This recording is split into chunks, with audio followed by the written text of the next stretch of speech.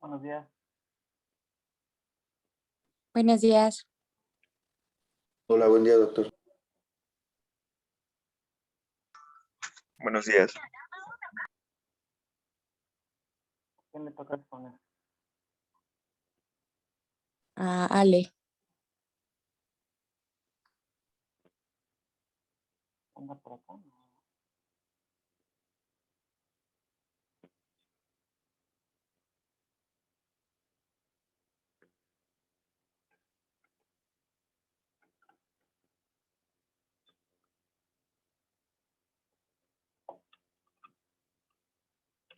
Mónica, Mande, Doc. oye, un favor, te va a haber unos días que no me conecte porque voy a salir. ¿Ok? Te encargo que coordines la, la clase, ¿no? Para que estén todos, que se conecten.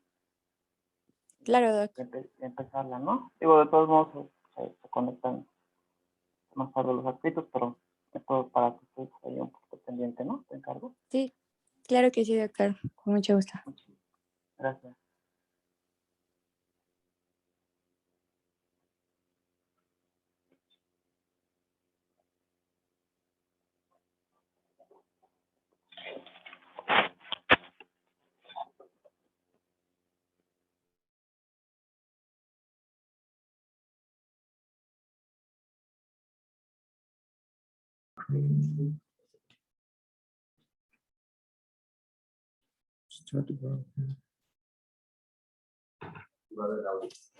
Sí, sí, ya sé. Pero no puedo compartir mi pantalla. ¿Alguien sabe cómo hacerlo? Métete a Zoom. Estoy en Zoom. Para compartir pantalla. A ver. 36. ¿Cuál es? Ya está habilitado para compartir. 36, 67.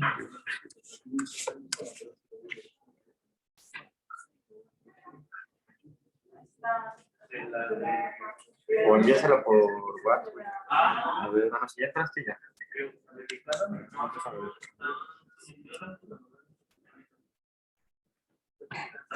Pues es que la quería compartir desde el celular.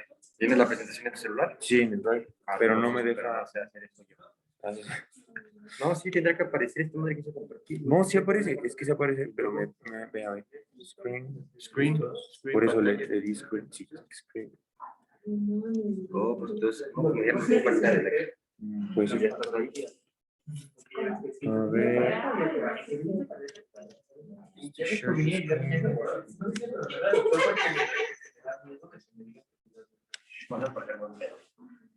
Creo que ya. ¿Ya se ve, doctor? Ya se ve. Ok, ya. Sí, sí se ve. Excelente.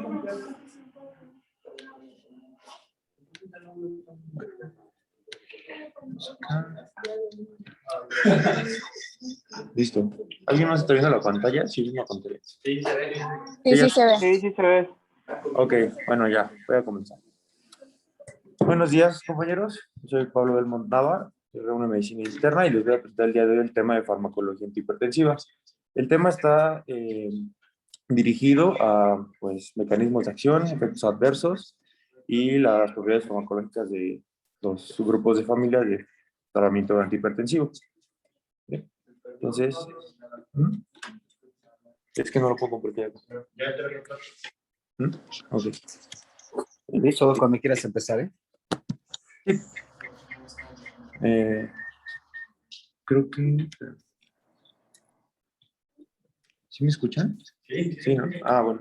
Entonces vamos a empezar con los inhibidores del eje renina-angiotensina-aldosterona, o todo lo que tenga que ver con el eje renina-angiotensina-aldosterona, empezando por los inhibidores de la enzima convertidora de angiotensinas. Entonces vamos a tener que el mecanismo de acción de estos fármacos va a ser la inhibición de dicha enzima convertidora de angiotensinas, bloqueando a su vez la conversión de angiotensina 2, de angiotensina 1 a angiotensina 2, y posteriormente la liberación de aldosterona, provocando una baja de la presión arterial. A su vez, se inhibirían los efectos que tiene la angiotensina 2 en otros sistemas. Como tal, va a haber una inhibición de la síntesis de colágeno y proteínas que podrían alterar la estructura cardíaca, tiene un efecto antiadrenérgico por baja de la síntesis de norepinefrina y hay un aumento de la formación de vagisinina por quinasa 2, liberando óxido nítrico y prostaglandinas que posteriormente se traduce en una vasodilatación arterial. Ya. Para entender esto o dar a entender un poquito más los beneficios del tratamiento, tenemos los efectos patogénicos que podría provocar la angiotensina 2 en la hipertensión arterial. Entonces, a nivel cardíaco, tendríamos la hipertrofia cardíaca y la fibrosis intersticial, que como ya habíamos mencionado en la diapositiva anterior, sería por un aumento de la síntesis de fibras de colágeno y proteínas de la matriz extracelular que alterarían la estructura del corazón. A nivel de las arterias coronarias, hay una disfunción endotelial, se baja la síntesis de óxido nítrico y va a haber también una vasoconstricción mediada por noradrenalina, por efecto de angiotensina 2. El aumento de las especies reactivas de oxígeno por NADH oxidasa y promueve la absorción de LDL y aumento de las placas de ateroma. A nivel de glándulas adrenales, pues sería el aumento de la secreción de aldosterona. A nivel renal hay un aumento de presión intraglomerular, fibrosis y crecimiento glomerular, aumento de reabsorción de sodio y aumento de la filtración de proteína. En el nivel de la coagulación, aumento del fibrinótico y del PAI-1. Entre las propiedades farmacológicas vamos a mencionar que hay una clasificación farmacológica que tiene que ver con la estructura de las moléculas de estos fármacos. Hay una que tiene el grupo sulfidrilo, que es el captopril, que de hecho es el más antiguo de todos estos fármacos. Hay unas que tienen un grupo de carboxilo, que es el enalapril, y el fósforo, que es el fosinopril. Dentro de la eliminación vamos a tener que en general va a ser renal, aunque tendremos algunas excepciones como el fosinopril y el espirapril, que son hepático y renal. De todas maneras se van a mencionar posteriormente las eliminaciones de los fármacos. Dentro de las aplicaciones clínicas tenemos que estos fármacos se pueden utilizar en tratamiento de la hipertensión arterial primaria, de la enfermedad renal crónica, insuficiencia cardíaca, crisis renales por esclerodermia e infarto agudo del miocardio. Dentro de las interacciones medicamentosas vamos a tener que pueden tener interacción con la indometacina, por reducción de prostaglandinas, de los ahorradores de potasio porque pueden producir más hipercalemia, los bloqueadores de ARA2 igualmente pueden producir más hipercalemia, y de los inhibidores de la renina, antiácidos, ácido acetil salicílico, digoxina y litio, porque suben las concentraciones de estos mismos fármacos llegando a ser tóxicos, y el aropurinol, que podría exacerbar la hipersensibilidad a este mismo fármaco. En los efectos adversos, vamos a mencionar que está tos, dentro de un 5 a 20% de los pacientes podrán presentarlo, la hipercalemia, angioedema, que es raro, como podemos ver la frecuencia de 0.1 a 0.5%, aumento de la creatinina, que es algo esperado en estos pacientes, hasta un 30% de los niveles, y pueden haber lesión renal aguda. Puede haber hipotensión, que es normal porque es un fármaco hipotensor. Sobre todo tiene que ver con los niveles de renina. También la respuesta al tratamiento tendrá que ver si la hipertensión tiene niveles de renina altos. Puede haber exantema cutáneo, y de los más infrecuentes puede haber disgeusia, neutropenia, glucosuria y hepatotoxicidad.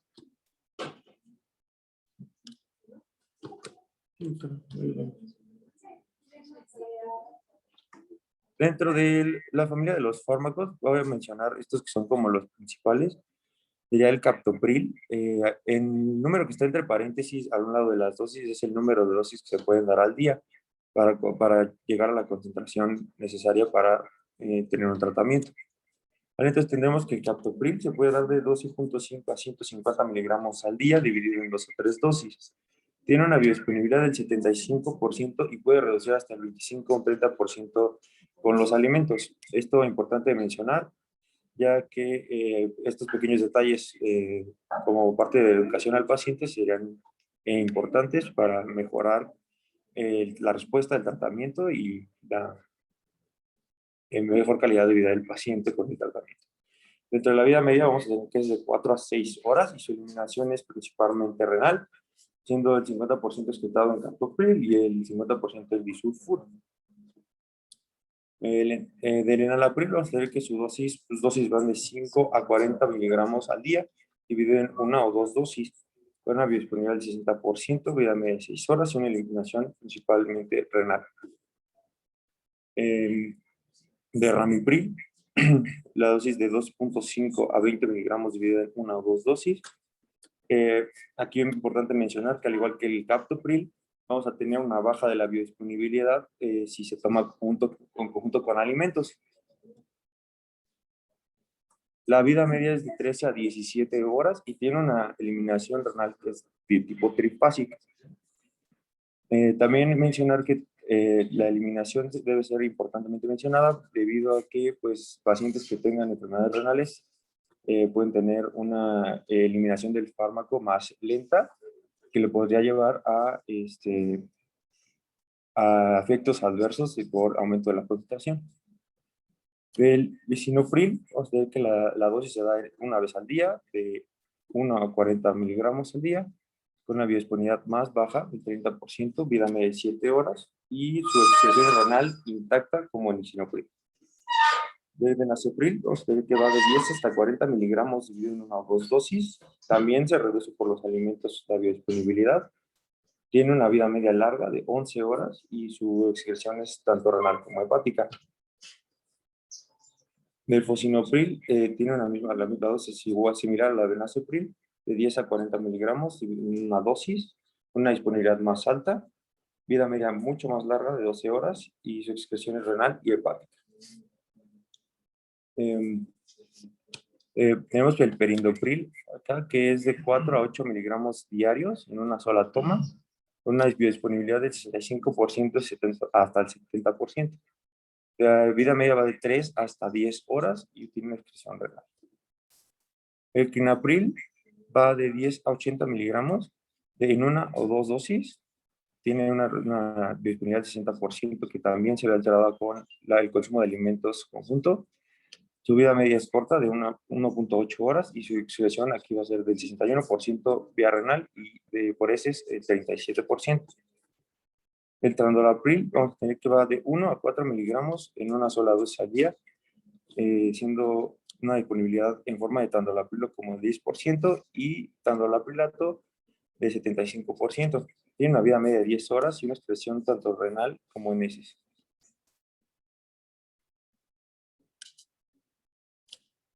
Es importante mencionar que la biodisponibilidad es, bueno, más bien que la vida media es importante porque pues, no es lo mismo tomar una dosis a 2 o 3 dosis, 2 o 3 pastillas, y el apego al tratamiento es mejor si se da la menor cantidad de fármacos posibles. Vamos a ver los antagonistas no peptídicos de receptores de angiotensina 2, que serían los ARA2, cuyo mecanismo de acción sería el bloqueo del receptor de angiotensina 1 con gran afinidad por unión competitiva e insalvable, y bloquean así casi todos los efectos de la angiotensina 2, lo cual no se da con los inhibidores de la enzima convertidora de angiotensina. Entonces, los efectos de la angiotensina vamos a tener que es la contracción del músculo liso vascular, las respuestas presoras rápidas y lentas, la sed, liberación de vasopresina, secreción de aldosterona, liberación de catecolaminas suprarrenal, intensifica la neurotransmisión noradrenérgica, se intensifica el tono simpático y genera hipertrofia y hiperplasia de células. Diferencias con los inhibidores de la enzima convertidora de angiotensinas, sería que los YECAs aminoran la biosíntesis de angiotensina 2, pero no inhiben otras vías de producción de la misma. Hay menor concentración de angiotensina 2, incrementan niveles de angiotensina 1 e incrementan la producción de sustratos de la enzima convertidora de angiotensina, que serán la breicinina y esta otra. De los ARA2 o de los bloqueadores, bloquean el receptor de angiotensina 1 sin importar la síntesis de la angiotensina 2, permiten la activación de los receptores de angiotensina 2 y hay una concentración de angiotensina 2 y puede actuar sobre los receptores 2. Como efectos secundarios podemos presentar angioedema, son altamente teratogénicos, Puede haber hipotensión, oliguria, hiperasomia progresiva, lesión renal aguda, hipercalemia e hiponatremia, anafilaxia, hepatitis, neutropenia, granulocitosis y leucopenia. Puede haber prurito, urticaria, alopecia y vasculitis como parte de efectos secundarios dermatológicos.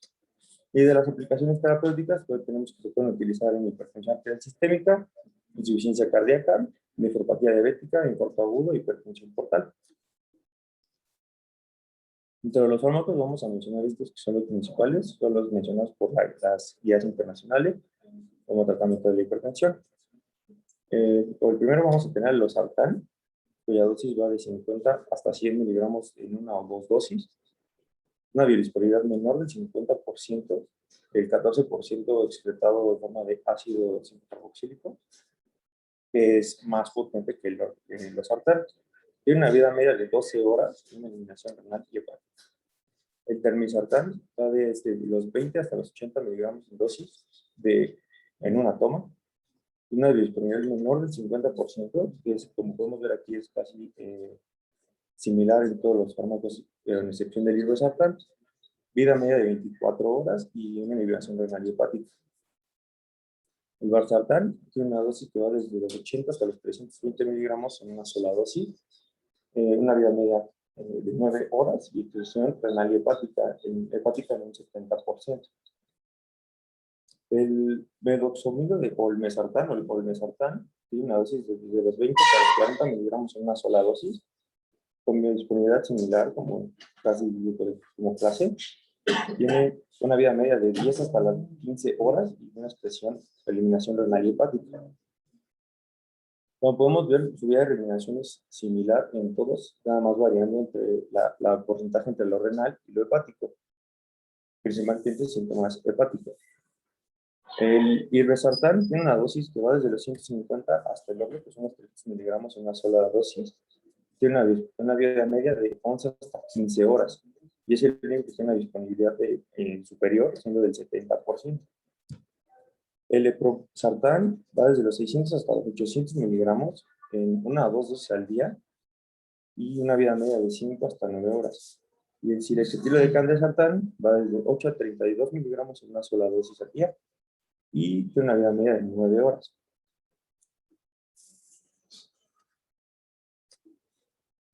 De los inhibidores directos de la renina, voy a mencionar que es un compuesto no peptídico inhibidor competitivo de la renina directa que se une al sitio activo antagonizando la conversión de angiotensina en angiotensina 1, incrementando así los niveles de renina plasmática. Los usos terapéuticos se puede utilizar en hipertensión arterial sistémica, insuficiencia cardíaca y diabetes mellitus tipo 2, sobre todo como nefroprotector. De efectos adversos, que puede haber gastrointestinales como diarrea, dolor abdominal, dispepsia y reflujo gastroesofágico. Puede haber cefalea, nasofaringitis, mareo, infección de vías respiratorias altas, dorsalgia, enfisema, tos, exantema, hipotensión, hipercalemia, elevación del ácido úrico, litiasis renal y gota. También tenemos que reduce la absorción del furosemide, porque no se podría dar tanto en conjunto con este medicamento. El irbesartán reduce su concentración hasta el 50% y tiene un aumento de la concentración en combinación con la atorvastatina, el ketoconazol y la ciclosporina.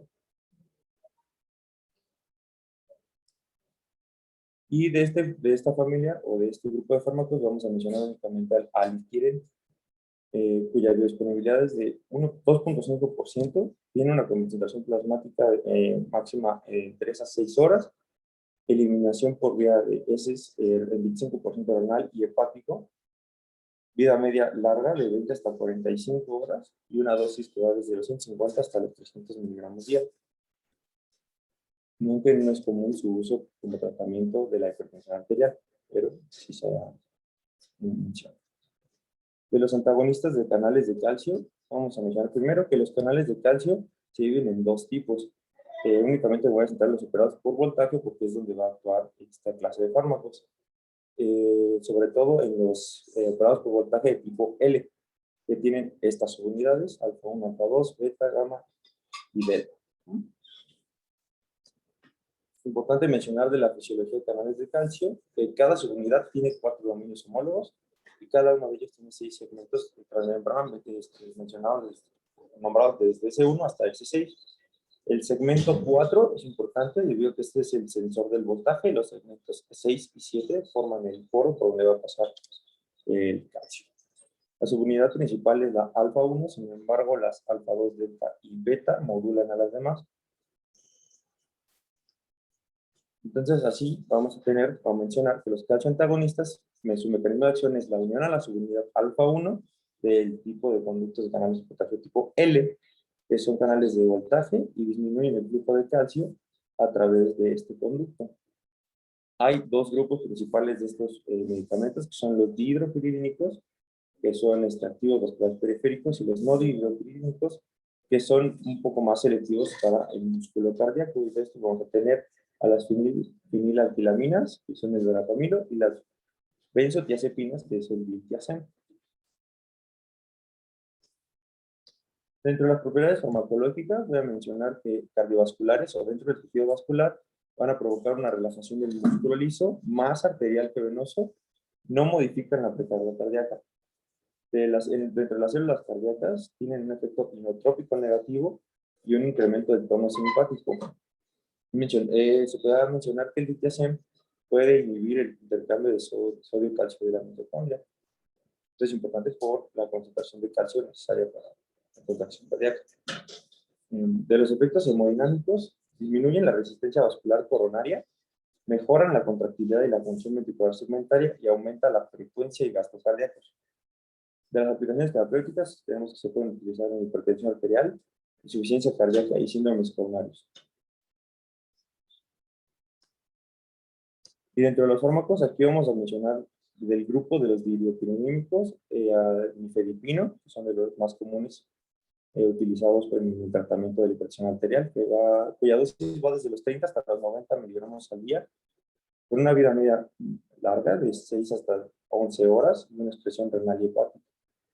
El amlodipino, que va desde 2.5 miligramos hasta los 10 miligramos al día, con una vida media, como vemos aquí, mucho más larga que todos los demás, de 35 hasta 50 horas y una expresión renal. Micardipino, que va desde los 60 hasta los 120 miligramos al día en 2 dosis, con una vida media de 8.6 horas y expresión hepática. El felodipino, tenemos que la dosis va desde 2.5 hasta los 10 miligramos al día y tiene una vida media larga de 11 hasta 16 horas, renal y fecal.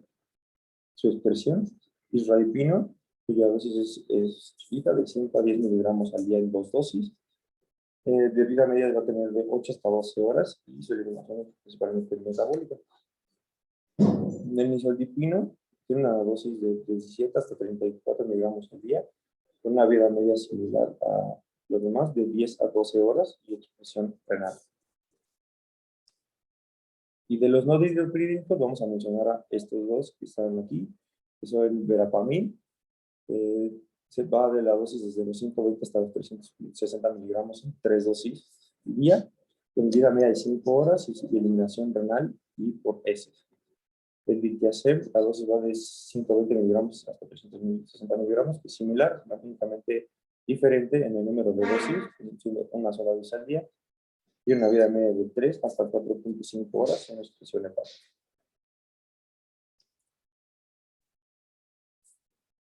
Aquí vamos a pasar ya al grupo de los diuréticos en general y vamos a empezar por los inhibidores de transportadores de sodio, clorosodio. Y que son los diuréticos tiacídicos. El mecanismo de acción de estos fármacos va a ser la inhibición del canal de sodio-cloro en el túbulo distal y proximal, de forma secundaria, siendo más principal en el distal, y cuya expresión es regulada por la aldosterona. Los efectos farmacológicos es aumento de la expresión de cloruro de sodio en 5%. Hay una inhibición débil de la anhidrasa carbónica, que sube la expresión de carbonato de fosfato. El incremento de la expresión del ácido úrico, aumento de la reabsorción de calcio, puede haber magnesiuria, inhibición de la fosfodiesterasa de nucleótido cíclico, consumo de oxígeno mitocondrial y captación renal de ácidos grasos. Entre los efectos adversos, vamos a mencionar que pueden provocar hiperglucemia, hay menor secreción de insulina, agotamiento de calcio y alteración del metabolismo de la glucosa. Puede haber hipocalemia, hiponatremia, hipocloremia, hipercalcemia, hipomagnesemia, hiperuricemia y alcalosis metabólica. Van a generar un aumento del LDL, de la concentración de colesterol total y triglicéridos. No son eficaces cuando la tasa de irritación glomerular baja de 30 a 40 mililitros. Los usos terapéuticos de estos fármacos va a ser la hipertensión arterial sistémica, la insuficiencia cardíaca, la insuficiencia hepática, el síndrome nefrótico, la insuficiencia renal crónica y la glomerulonefritis agudas. Van a tener interacciones medicamentosas con anticoagulantes, úricos, sulfonilureas, la insulina. Incrementan el efecto de fármacos como el diazóxido, los anestésicos, los citálicos, el litio, los diuréticos de asa y la vitamina B. Reducen la eficacia antihipertensora de estos fármacos los AINES en general y los fijadores de ácidos biliares. La anfotericina B y los glucocorticoides pueden empeorar uno de los efectos adversos que es la hipocalemia. Y dentro de estos fármacos vamos a mencionar 4 de ellos, siendo la hidrocortiazida, cuya dosis va de 25 a 50 miligramos en una sola dosis, y tiene una vida media de 2.5 horas con eliminación renal. La clortalidona va desde los 12.5 miligramos hasta los 25 miligramos en una sola dosis, y la vida media es mayor, siendo hasta 47 horas. La indapamida, que tiene una dosis más pequeña, de 1.25 hasta los 2.5 miligramos una vez al día, con una vida media de 14 horas, en una eliminación vía metabólica. Y la metolazona, que va desde los 2.5 hasta los 5 miligramos en una sola dosis, que la vida media es de 6 a 20 horas, con una eliminación renal principal, biliar y por vía metabólica.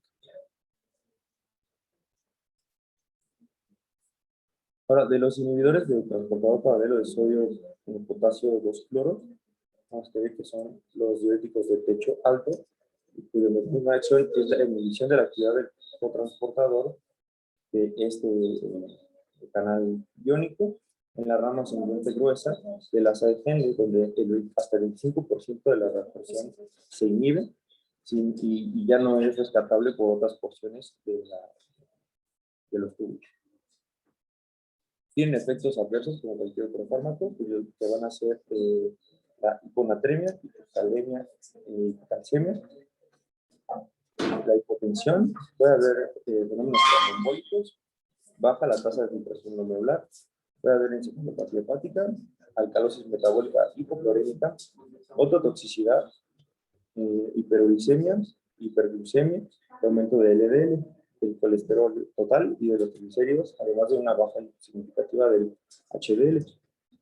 Otros posibles efectos adversos que podemos encontrar son los exantemas, puede haber fotosensibilidad, parestesia, supresión de la médula ósea y alteraciones del tubo digestivo.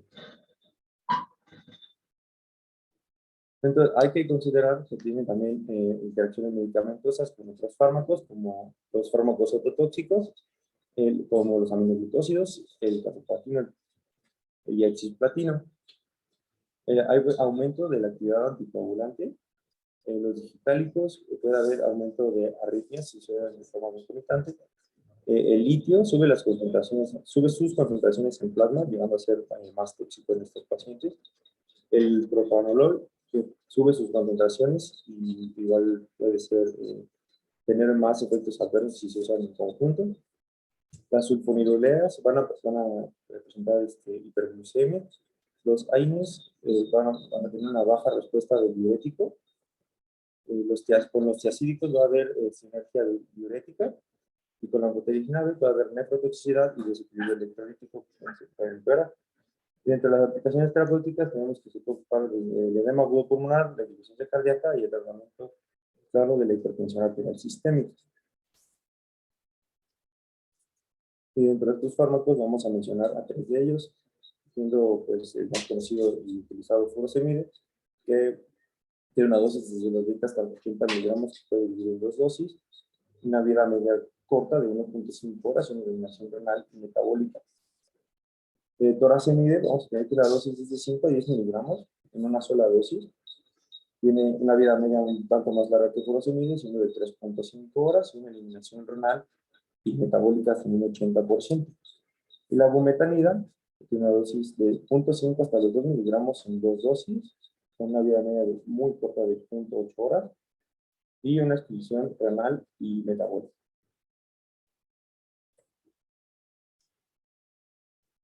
Luego tenemos a los inhibidores de conductos de sodio del epitelio renal, que son los ahorradores de potasio.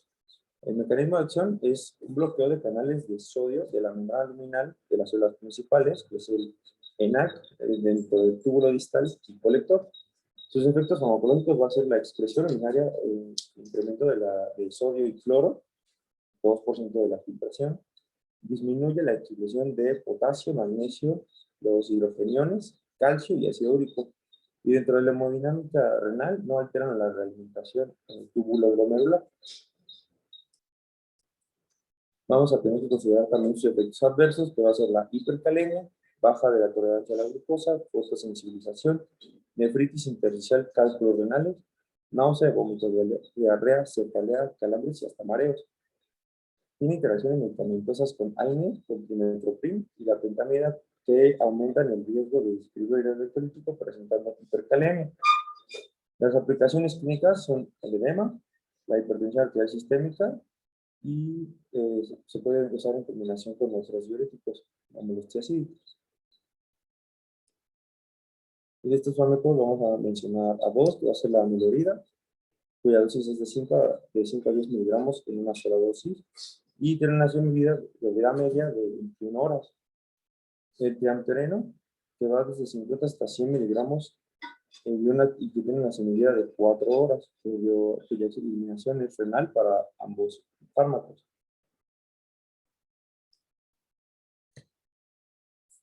Pues tenemos a los antagonistas del receptor de mineralocorticoides, que son también medicamentos ahorradores de potasio. Su mecanismo de acción va a ser la inhibición competitiva del efecto de aldosterona por bloqueo de la acción directa de aldosterona en el receptor mineralocorticoide dentro del túbulo distal y colector, impidiendo así su acción en el núcleo y la formación de proteínas activadas por aldosterona.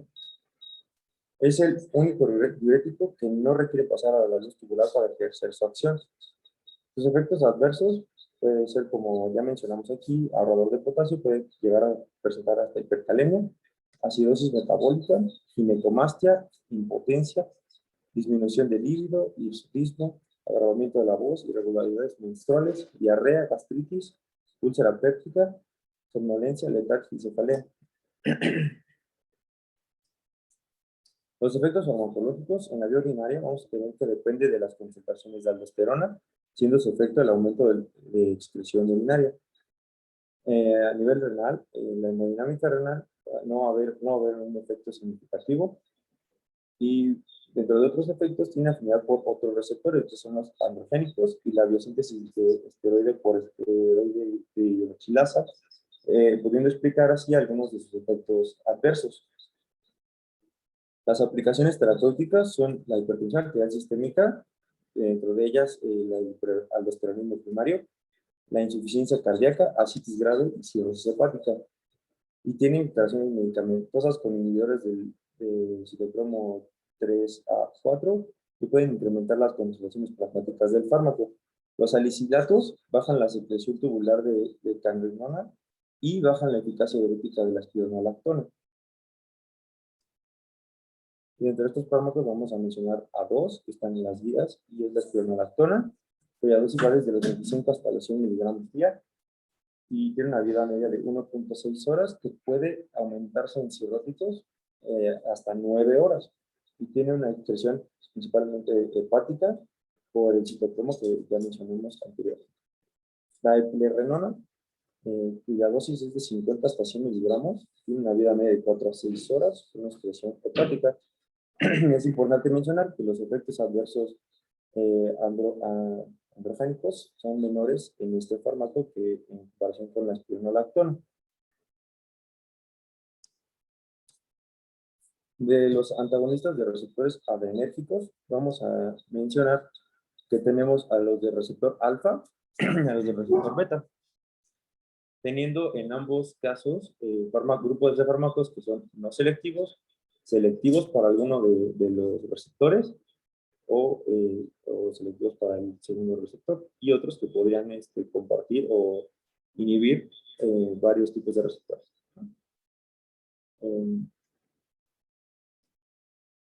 Vamos a empezar con los agonistas del receptor adrenérgico alfa, cuyo mecanismo de acción es la inhibición de la vasoconstricción inducida por catecolaminas endógenas, bajando así las resistencias vasculares periféricas. Hay una disminución de la liberación de glucosa, favorece la liberación de insulina, relajan los músculos de la fibra lisa y baja la resistencia a la expulsión de la orina. Entre sus efectos adversos va a ser la hipotensión postural y síncope, cefalea, mareo, astenia y trastornos de la eyaculación. Los antagonistas del receptor adrenérgico alfa se pueden utilizar en tratamiento de la hipertensión arterial, la insuficiencia cardíaca congestiva, la hiperplasia prostática benigna y el feocromocitoma. Dentro de las interacciones medicamentosas vamos a tener que tiene un efecto aditivo sobre la disminución de la presión arterial del tratamiento antihipertensivo. Tiene efectos adversos con metilfenidato y bilirubina, los inhibidores de la monoaminoxidasa, la pentoxifilina, los inhibidores de la 5-fosfodiesterasa y los análogos de la prostacyclina. Y dentro de estos fármacos vamos a tener a los mencionados no selectivos, siendo la fenoxibenzamina, cuya dosis va desde 240 hasta los 120 miligramos en 2 a 3 dosis al día. La prazosina, o que son ya los selectivos a alfa 1, la prazosina se utiliza con una dosis de 2 hasta 20 miligramos en 2 a 3 veces al día, con una semilla de 3 horas, que se puede extender hasta las 6 a 8 horas, y eliminación hepática y renal. La doxazosina, cuya dosis es en una sola exhibición, que va desde los 1 hasta 16 miligramos, y tiene una semilla más larga de 20 horas. La terazosina va desde los 1 hasta los 20 miligramos en una o dos dosis, y tiene una vida media más larga, media de 12 horas, con una eliminación renal. Ahora vamos a pasar a los antagonistas beta, del receptor adrenérgico beta. El mecanismo de acción es nuevamente un bloqueo de estos receptores, inhibiendo competitivamente sus efectos del sistema adrenérgico de forma sistémica o aislada. Sus efectos farmacológicos va a ser a nivel cardiovascular un efecto tanto inotrópico como cronotrópico negativos, con un aumento del periodo refractario medio AB y una baja, que va bajando la demanda de oxígeno del miocardio. Baja del gasto cardíaco y resistencia a las vasculares periféricas, son estabilizadores de la membrana cardíaca, bloquean la liberación de renina mediada por catecolaminas. Hay una producción de óxido nítrico, activación de los receptores beta 2 y bloqueo de alfa 1 en algunos casos, bloqueo de canales de calcio tipo L y apertura de canales de potasio, y actividad antioxidante por una baja de las especies reactivas de oxígeno. Metabólicamente van a provocar una reducción del metabolismo de la glucosa, reducción de la lipólisis, bloqueo de la glucogenólisis y la reducción del HDL, aumento del LDL y triglicéridos. Y en el respiratorio pueden provocar una broncoconstricción. Entre los grupos farmacológicos vamos a tener que tenemos fármacos de esta familia que son cardioselectivos, como el atenolol, el betaxolol, bisoprolol y el metoprolol. Los cardioselectivos que tienen un efecto vasodilatador vamos a tener el nebivolol. Los no cardioselectivos son el nabolol y el propranolol. Fármacos que tienen una actividad simpática o médica intrínseca asociadas son el acebutolol y el pembutolol. Y los que son combinados alfa y beta son el carvedilol y el labetalol. Este tipo de grupos se pueden utilizar como ventaja en el tratamiento de la hipertensión arterial a considerar en cada paciente. De los fármacos voy a mencionar este grupo de fármacos que son el atenolol, cuya dosis es desde los 25 hasta los 100 miligramos al día, dividido en 2 tomas. Tiene una vida media de 6 horas sin eliminación renal y por las heces. El betaxolol se da en una sola dosis y puede ir desde los 5 hasta los 20 miligramos, con una vida media larga de 12 a 22 horas sin eliminación renal. El bisoprolol tiene una dosis de 2.5 hasta 10 miligramos en una sola dosis y una vida media de 10 a 12 horas. El metoprolol se puede dar desde los 100 hasta los 200 miligramos en 2 dosis y la vida media es de 3 a 5 horas. Nebivolol, que va con una dosis de 5 hasta los 40 miligramos en una sola dosis y tiene una vida media larga de 10 horas. Navolol se puede dar desde 40 hasta 120 miligramos en una sola dosis. Tiene una vida media larga de 12 hasta 24 horas. El propranolol se puede dar desde los 80 hasta los 160 miligramos en 2 dosis y tiene una vida media corta de 2 horas. Acebutolol, que va desde 200 hasta 80 miligramos en 2 dosis, cuya vida media va desde los 8 hasta las 13 horas. El carvedilol se va desde 12.5 hasta los 50 miligramos en 2 dosis, con una vida media de 6 hasta las 10 horas. Y la betalol, que se utiliza de 200 hasta 800 miligramos en 2 dosis, con una vida media de 5.5 horas. Es importante mencionar que estos fármacos pueden tener efectos aditivos que pueden ser ventajosos hasta cierto punto en el tratamiento de la hipertensión. Vamos a tener algunos que tienen o provocan una producción de óxido nítrico asociada, siendo celiprolol, nebivolol, carteolol, bopindolol y nipradilol. Sé que muchos fármacos no aparecen como tal en guías de tratamiento antihipertensivo, pero podemos mencionar aquí que el nebivolol podría ser utilizado con esta ventaja. Puede haber otros que tienen agonismo con receptores beta-2, que es el celiprolol, carteolol y bopindolol.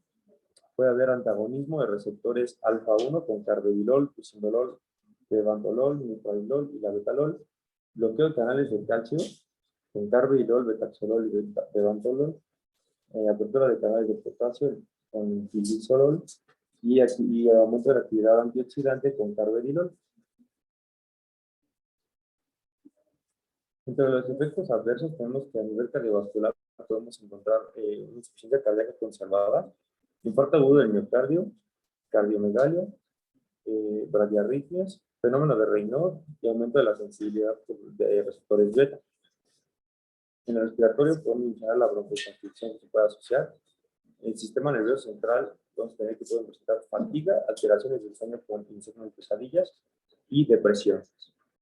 Puede haber hipoglucemia a nivel metabólico, puede haber disfunción sexual y la sobredosis puede causar una hipotensión, una bradiarritmia, ensanchamiento del QRS, convulsiones y depresión, hipoglucemia o broncoespasmo. Entre las interacciones medicamentosas tenemos que con antiarrítmicos y verapamilo puede haber un aumento de la incidencia de bradiarritmias fetales. Con colestipol, colestiramina y sales de aluminio se baja la porción del fármaco de los beta-bloqueadores. Con rifampicina, en conjunto con tabaquismo, fenilidatoína y fenobarbital, bajan sus concentraciones plasmáticas por la inducción de enzimas hepáticas. La cimetidina y la hidralacina incrementan la biodisponibilidad de los fármacos, alterando el flujo sanguíneo hepático. La lidocaína se elimina más lentamente si se utiliza junto con este tipo de fármacos. Los AINES y la hidrometacina bajan los efectos antihipertensores, como ya lo habíamos mencionado en otras familias de fármacos, y los efectos aditivos que podrían tener su uso concomitante con otros antihipertensores, pudiendo aumentar así los efectos adversos. Dentro de los agonistas alfa-2 y su efecto en el sistema nervioso central, vamos a tener que su mecanismo de acción es la activación de los receptores alfa-2 en los centros de control del sistema nervioso central, que suprimen el flujo de entrada, del flujo de salida, perdón, de la actividad del sistema nervioso simpático. Van a tener efectos adversos mencionables que son la erostomía, sedación, disfunción sexual, bradicardia y dermatitis. Las consideraciones y usos terapéuticos pueden ser la hipertensión arterial sistémica, síndrome de abstinencia, sedación y ansiolisis preoperatoria, hiperhidrosis, síndrome de piernas inquietas, colitis ulcerosa, psicosis y neuralgia osteopética. Dentro de estos fármacos vamos a mencionar que está la clonidina, cuya dosis es de 0.1 hasta 0.8 miligramos en 2 dosis, con una vida media de 6 hasta 24 horas y una inhibición renal. La metildopa, que es mencionada en tratamiento para hipertensión en el embarazo. La dosis va desde los 250 hasta 1 gramo o 1000 miligramos en 2 dosis. Tiene una vida media de 4 hasta 6 horas y una disminución renal. Y la guanfacina, que se utiliza en dosis de 0.5 a 2 miligramos en una sola dosis, con una vida media de 12 hasta 24 horas, con eliminación hepática y renal. Así pasamos al grupo de fármacos que se catalogan como vasodilatadores.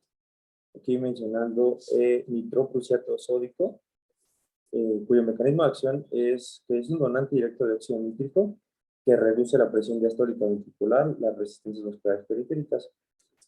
Se activa por la GMP cíclica y con una cascada de señalización que provoca la desfosforilación de cadenas de miosina y secuestro de calcio intracelular que se traduce en relajación muscular y vasodilatación consecuente. Entre sus efectos adversos es importante mencionar que pueden provocar hipotensión postural, cefalea, formación de metahemoglobina y pueden tener una intoxicación importante por cianuro, la cual se va a manifestar con dolor abdominal, alteración del estado mental y convulsiones y ácidos lácticos. Consideraciones de su dosis va desde 0.3 hasta los 10 miligramos por kilogramo minuto en infusión. Y su uso clínico es principal en crisis hipertensiva, inicio de inmediato de acción y duración de 1 hasta 3 minutos. Tiene aplicaciones clínicas como la hipertensión arterial sistémica, la isquemia del miocardio y la insuficiencia cardíaca congestiva, no siendo los fármacos de primera elección, por supuesto. Dentro de estos mismos fármacos vasodilatadores podemos encontrar la hidralazina, cuyo mecanismo de acción va a ser la vasodilatación directa por acción sobre la musculatura arteriolar. Disminuye así las resistencias vasculares periféricas, la poscarga, la resistencia vascular pulmonar y baja el esfuerzo de la pared cardíaca de la contracción. Hay un incremento del volumen sistólico, mejora la perfusión renal y tiene efectos antioxidantes. A considerar los efectos adversos, como en cualquier otro fármaco, va a presentar taquicardia, cefalea, puede haber obstrucción nasal, rubicundez, síntomas anginosos e, importantemente, un síndrome del lupus-like. Tiene una dosis que va desde los 100 hasta los 200 miligramos en 2 a 3 tomas. Y sus usos o aplicaciones clínicas va a ser la hipertensión arterial sistémica y la insuficiencia cardíaca principalmente. Y pues este es un esquema resumen que les recopilé del libro de Run, nada más para que de forma esquemática podamos ver dónde o a qué nivel actúan los fármacos dentro de la hipertensión arterial sistémica. Ahora bien, vamos a tratar algo que son los efectos del tratamiento antihipertensivo, que no es otra cosa más que un repaso de lo que ya vimos con Dani. Vamos a tener que esto es de las guías de hipertensión 2020, esto está mencionado por la AJA y es una comparación también con las guías europeas.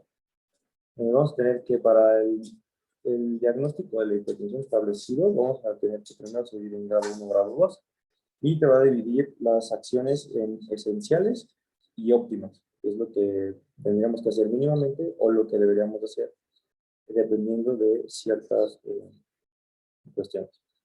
Entonces vamos a tener que, se va a dar el consejo de cambios de estilo de vida, dependiendo del grado, y dependiendo del grado de la hipertensión, si tenemos un grado 1, vamos a tener que, se puede dar tratamiento farmacológico inmediato, si el paciente presenta riesgo cardiovascular aumentado o que tengan alguna comorbilidad asociada.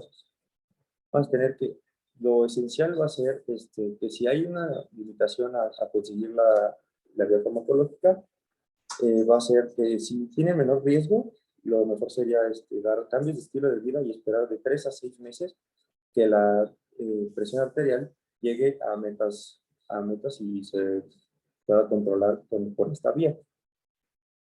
Si es posible conseguir la vía farmacológica, entonces lo indicado o lo óptimo también sería iniciar el tratamiento farmacológico en pacientes que sean de bajo hasta moderado riesgo o que no tengan una comorbilidad, esperando así que de 3 a 6 meses puedan tener una presión arterial dentro de metas terapéuticas. Y del otro lado de la ecuación tendremos que para una hipertensión de grado 2, Lo esencial y lo óptimo sería iniciar ya con tratamiento farmacológico, sea cual sea la condición del paciente. Ahora bien, vamos a tener que dentro de las metas, o lo que debemos esperar, es tener un control de la presión arterial con tratamiento farmacológico en 3 meses, teniendo que las metas va a ser para menores de 65 años y mayores de 65 años diferentes, siendo en los menores de 130 hasta 80 milímetros de mercurio, y si se es tolerado, podemos llevarlo o tener otra meta de mayor de 120 a 70 milímetros de mercurio.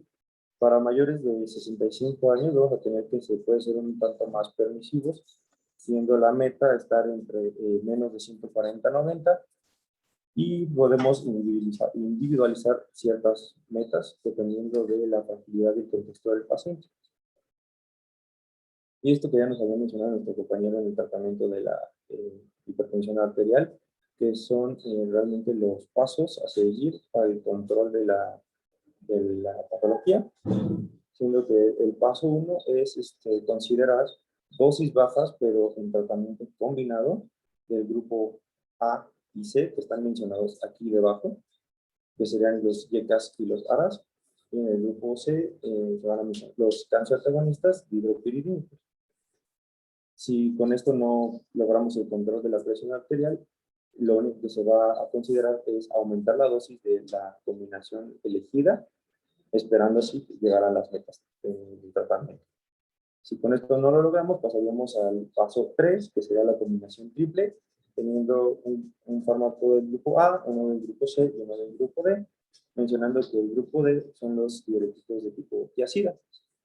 Y para el paso 4, tenemos que es el tratamiento de la hipertensión resistente con una triple combinación, que es la que mencionaba acá arriba, aumentando únicamente la espironolactona o cualquier otro fármaco de elección.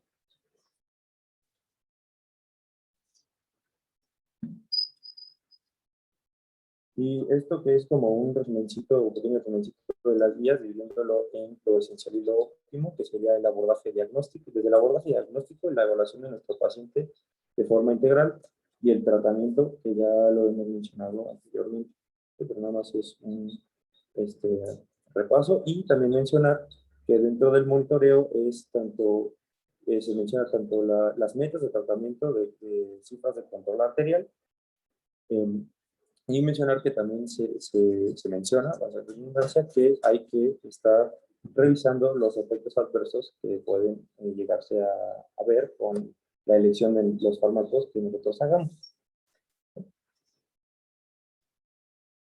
Y aquí esto lo saqué de un artículo que ya es, si bien es muy viejito, nos ayuda a ver realmente lo que podemos esperar del tratamiento antihipertensivo dividido por etnias, y aunque no está dividido por cada fármaco de la familia, pues es lo que podríamos esperar en cuanto a la reducción de las cifras de tensión arterial con el tratamiento farmacológico. Y aquí, pues, mencionar que se va a ver una diferencia importante en el tratamiento farmacológico en las etnias no afroamericanas y las afroamericanas. Por lo cual, pues, podemos ver cómo hay una mejor eficacia de tratamiento con tiazidas en los afroamericanos y en general con los diuréticos en comparación con los no afroamericanos.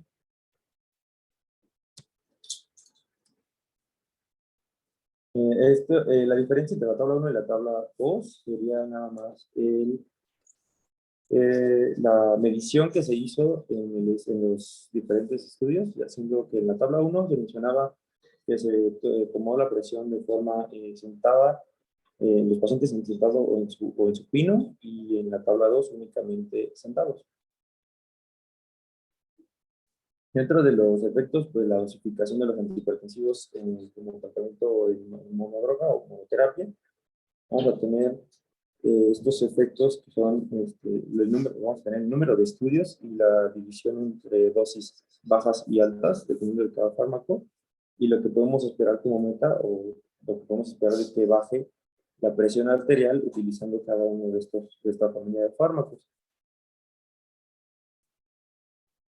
Y al final vamos a tener esta pequeña tablita donde vamos a sopesar el efecto de la combinación terapéutica con mediciones de la presión arterial de los pacientes sentados y en posición supina, y lo va a dividir en dos grupos, que son las combinaciones que contienen un diurético y las que no contienen un diurético. Aquí importante mencionar este rubro donde la etnia afroamericana tiene aquí esta crucita y no tiene ningún registro. Esto es porque no se encontró en la literatura una combinación de tratamiento en afroamericanos que no contuviera un diurético. Y vamos a tener que hay una diferencia importante entre los que contienen diurético y que son de la raza afroamericana y en comparación con los que no son de raza afroamericana. Siendo así que vamos a tener una mejor respuesta del tratamiento si se utiliza un diurético en estos pacientes. Y por mi parte, estas serían mis referencias para la presentación que se utilizó, principalmente para los fármacos se utilizó las guías de la AFA, y sería toda mi parte.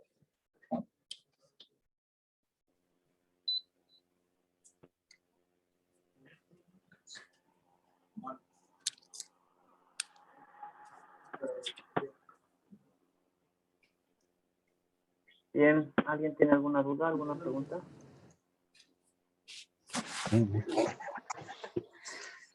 Pues muy bien, doctor. Creo que la dio muy bien. Realmente el enfocarse en la farmacología de los diferentes grupos antihipertensivos, pues no es muy importante, claro. Suena un poquito más árida, pero no, al contrario. Se tienen que tener conocimiento perfectamente del tratamiento de los fármacos para tener una mejor elección terapéutica. Ahora sí quería señalarle algunas cosas sobre todo porque en la práctica real del día a día se prefiere, o la mayoría usan los ARA2 en lugar de los inhibidores de la enzima convertidora de angiotensina, siendo que estos, si bien en el papel, en el mecanismo de acción tienen cosas mejores que los IECAS, pues la verdad es que hasta ahorita no ha habido estudios que demuestren ser inferiores a los IECA. Claro, no se han hecho estudios para demostrar que son superiores, pero y no creo que los vayan a hacer. Entonces, pues nos quedamos con que siempre la primera elección del tratamiento van a ser los IECAS. Y en segundo lugar, pues de las opciones de los IECAS para control de hipertensión, pues ya les había mencionado. De preferencia los de vida media larga, como el ramipril, el lisinopril, perindopril, que ofrecen una mejor perfil antihipertensivo, menor en todos los estudios de bien controlados, aleatorizados, comparativos, han demostrado que tienen mejor perfil o disminuyen más el riesgo cardiovascular que los IECAS de acción corta.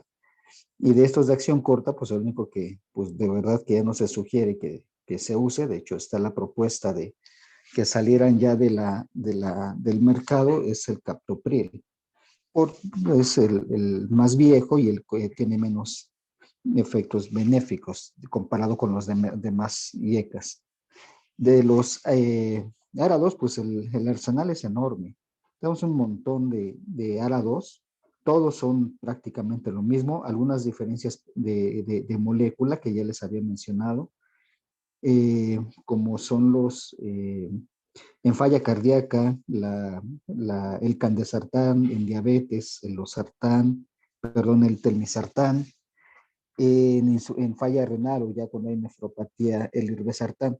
Entonces, todas estas diferencias de molécula son las que nos pueden ayudar a tomar la decisión más adecuada dependiendo del paciente, que esté perfectamente individualizado. De los diuréticos de ASA, uno que es muy viejo, que hasta hace poco se retomó otra vez, fue la indapamida. De la indapamida de los diuréticos de las tiacídicos es el que tiene por un mecanismo que aumenta la producción de óxido nítrico, que eso le confiere una mayor vasodilatación y que además combinado hace una excelente sinergia para el tratamiento de la hipertensión y además con menos efectos adversos comparado con los otros diuréticos tiacídicos. Los beta bloqueadores, en esto sí quiero detenerme un poquito más porque sí, no son ni la primera ni la segunda, sino son hasta, o sea, después del diurético, hasta la tercera o cuarta línea de tratamiento para hipertensión. Y de estos, los más recientes son los que se prefiere ya usar de vida media y larga, que además tienen otros efectos benéficos, como es que sean altamente cardioselectivos, como es el nebivolol y el perindopril, el bisoprolol y el carvedilol, que estos en falla cardíaca y para hipertensión tienen un excelente resultado. Atenolol, de verdad, es en todos los estudios de comparación, es el que es el único que no ha disminuido la mortalidad cardiovascular y hace muchos efectos metabólicos secundarios. Y el propranolol realmente no se usa en hipertensión, no lo usamos. Vida media corta, no cardioselectivo, también tiene actividad simpático-mimética intrínseca. Entonces, salvo gastro que lo usa en hipertensión portal, realmente no hay ninguna otra indicación para el propranolol. Tal vez pediatría por la vida media larga, por las dosis, son los que más lo usan, pero en adultos realmente no se usa el propranolol. Sí hay que tener mucho cuidado en la combinación de beta bloqueadores con calcio antagonistas, pero los calcio antagonistas no hidropiridínicos. O sea, combinarlos con verapamil o combinarlos con diltiazem, el riesgo de trastornos de la conducción y bradiarritmias severas es muy alto. Entonces, no hay ningún problema en combinarlos con los dihidropiridínicos. Vaya, cualquier beta bloqueador combinado con amlodipino, felodipino, no hay ningún problema, no van a tener ningún problema. Pero con los no hidropiridínicos sí el riesgo es muy alto. Entonces, sí se sugiere que no se combinen estos. Otros efectos u otra indicación no hipertensiva para los beta bloqueadores es el síndrome de QT largo. Entonces, los beta bloqueadores disminuyen el QT. Entonces, estos son parte del tratamiento para este síndrome.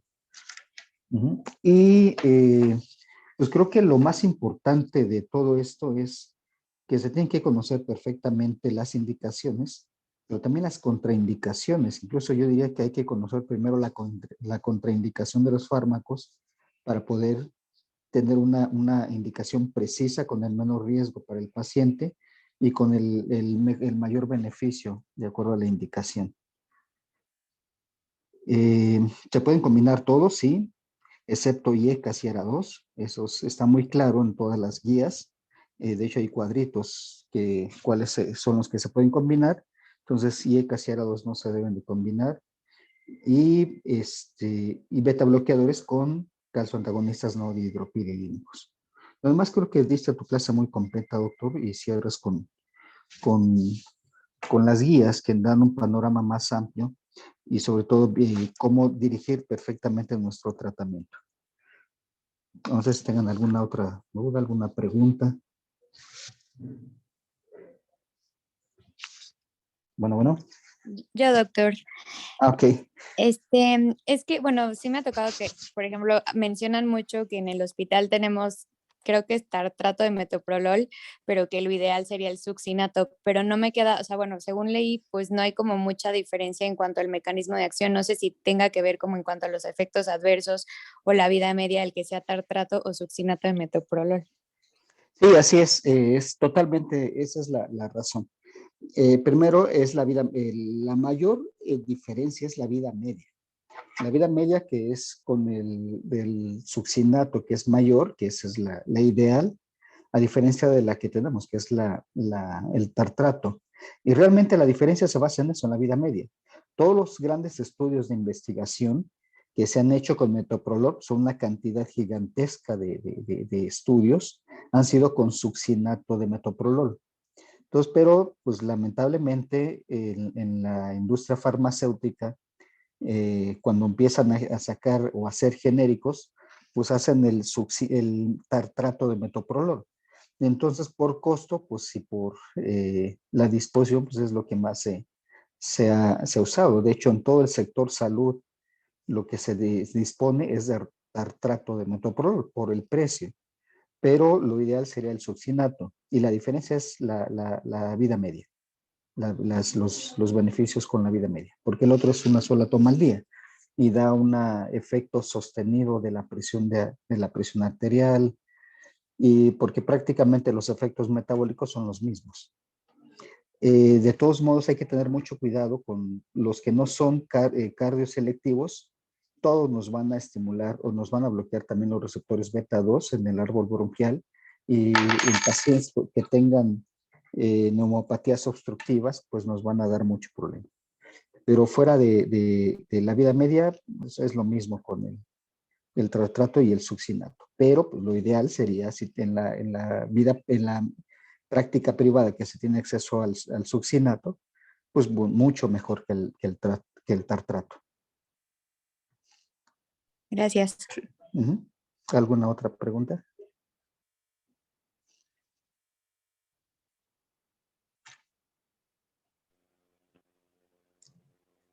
¿No? ¿Seguros? Creo que no, ¿verdad? Es que ya no. Pues muchas gracias, Sí, doctor. no. Pues, al contrario, muchas gracias a todos. Gracias, doctor. Creo que ya mañana empezamos con las arritmias, ¿no? ¿No era falla cardíaca? Sí, creo que mañana. Ah, ok. Ok, perfecto. Mañana es que falla cardíaca, ¿no? Sí, mañana nos vemos entonces con falla cardíaca. Ok. Gracias, doctor. Hasta Tengan buen mañana. día. Hasta luego. Gracias, bye.